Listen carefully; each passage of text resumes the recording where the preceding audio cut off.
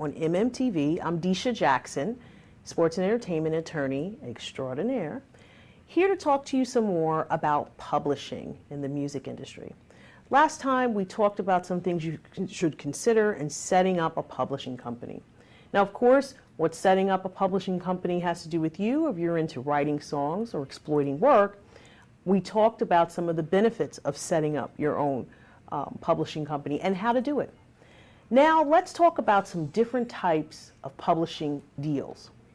There's a single song deal, year-to-year deals, a standard exclusive songwriting publishing deal, where this is where the publisher will advance money to the songwriter and then basically owns your copyright.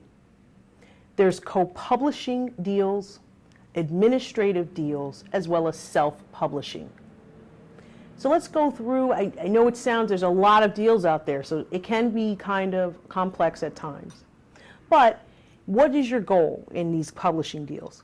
Well, your goal is to try to retain as much ownership as you can in these publishing deals, because a large percentage of your songs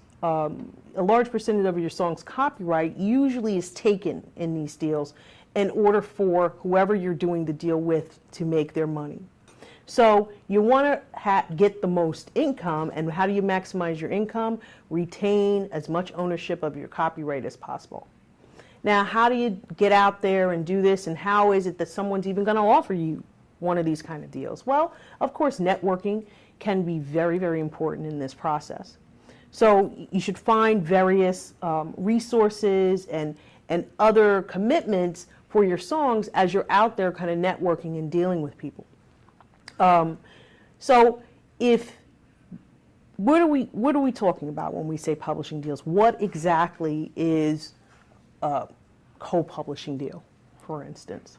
Well, a co-publishing deal would require you to register your company catalog and copyrights with the Harry Fox Agency, and we talked about that the last time, and they're the people who issue mechanical and digital licenses. Now, what's the elements, or what is this deal all about?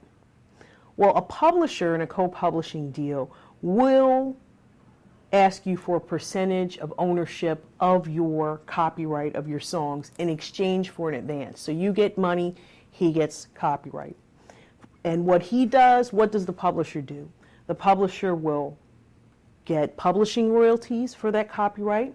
He will register your copyrights, and he's going to exploit your music. He's going to exploit your songs. Now, this may also include administrative as well as some creative support in these deals.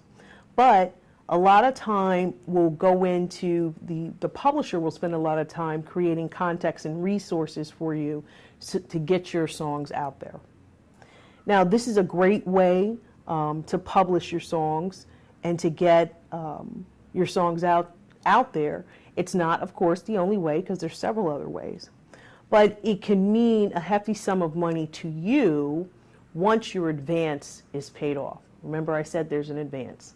So if you do a co-publishing deal and your advanced money, that publisher is going to be recouped for that advancement, of course. And so the money that comes in at first is usually used to recoup.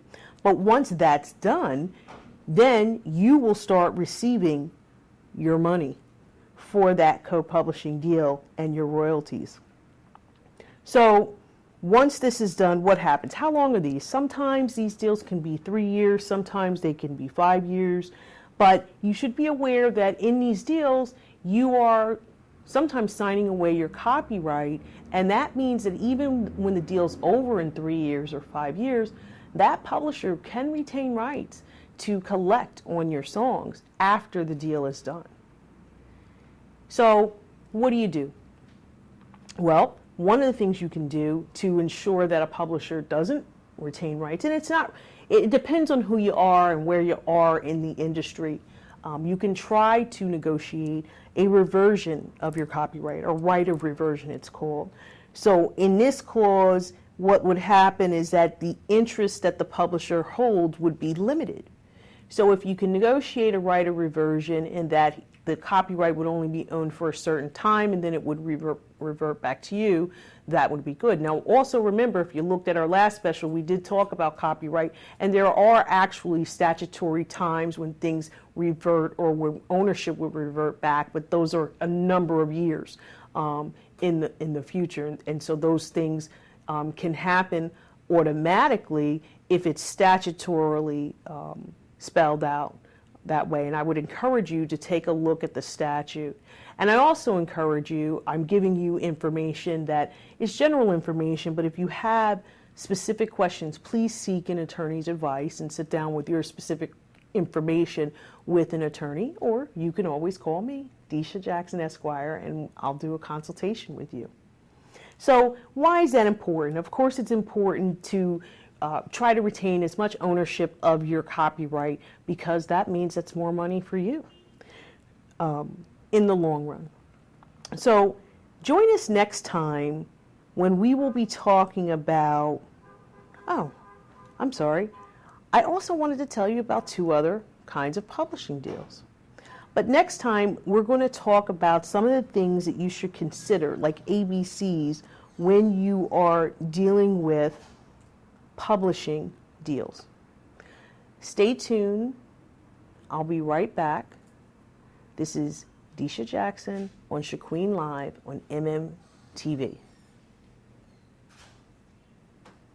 Okay, cut. You got a little lost, but that's okay. I know, I was like, okay. So where are you going to pick up then? I'm going to pick up with administrative deals and self-publishing. Okay. And that's how I'm going to end. Because I was like, wait a minute, I'm not talking about those 2. Okay. Okay. Whenever you're ready. We're back. Desha Jackson Esq. We were talking about publishing deals. There are a couple of other deals I wanted to mention. We talked about the co-publishing deal and what the publisher gets with regard to the co-publishing deal and some of the issues that you should consider. But there's also an administrative deal. That's another type of deal that you can work out with a publishing company. In that situation, you would pay the company a percentage of your income for collecting your royalties during the term of your contract and throughout the world. So essentially, they're administrating, so to speak, your publishing of your works. So that's all that they do. In another instance, there's self-publishing. And what is self-publishing? That's you basically doing all the work. You would set up and administer your own publishing company, as we discussed in part 1.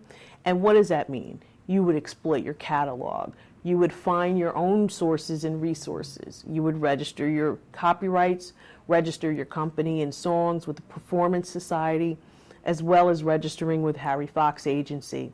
And you may have to possibly pay an attorney to assist with collecting royalties. Now, of course, this takes a lot of time and energy for you to do, but most songwriters and producers and people in the indie industry self-publish their music through various means, such as the internet, the radio, CDs, and more.